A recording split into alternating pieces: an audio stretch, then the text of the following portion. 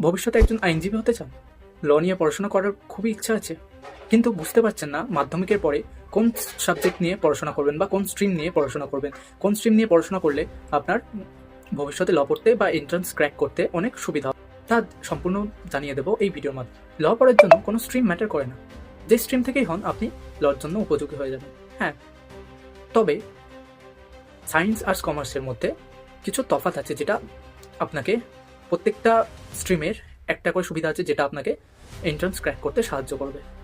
যেমন আপনি যদি সায়েন্স স্ট্রিম থেকে বিলং করেন, তাহলে সেখানে আপনার ম্যাথ, রিজনিং এন্ট্রান্স ক্র্যাক করার জন্য লয়ের খুবই উপযুক্ত সাবজেক্ট হয়ে দাঁড়াবে এবং এটা এন্ট্রান্সের ক্ষেত্রে আপনাকে খুবই সাহায্য করবে।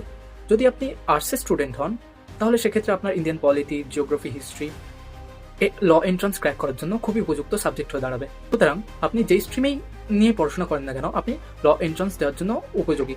হ্যাঁ, এক্ষেত্রে আর্টসের স্টুডেন্টদের একটু সুবিধা কী আছে, যে যদি আর্টস নিয়ে আপনি পড়াশোনা করেন, সেক্ষেত্রে আপনার প্রায় অনেক সাবজেক্ট কভার হয়ে যাচ্ছে, যেমন আপনার ইন্ডিয়ান পলিটি হয়ে গেল, হিস্ট্রি হয়ে গেল, জিওগ্রাফি হয়ে গেল, যেগুলো ইংলিশ আপনার খুবই উপযোগী সাবজেক্ট হয়ে দাঁড়াবে, যেটার উপর বেস করে আপনি ল এন্ট্রান্স খুব সহজেই ক্র্যাক করতে পারবেন।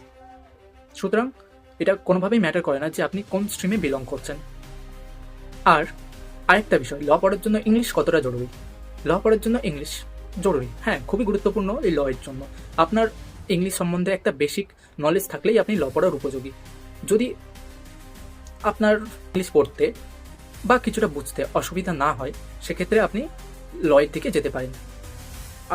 আপনার কোনো দরকার নেই যে আপনাকে ফ্লুয়েন্টলি ইংলিশ বলতে হবে।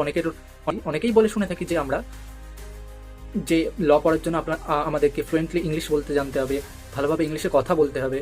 এটা একেবারেই সত্যি নয়।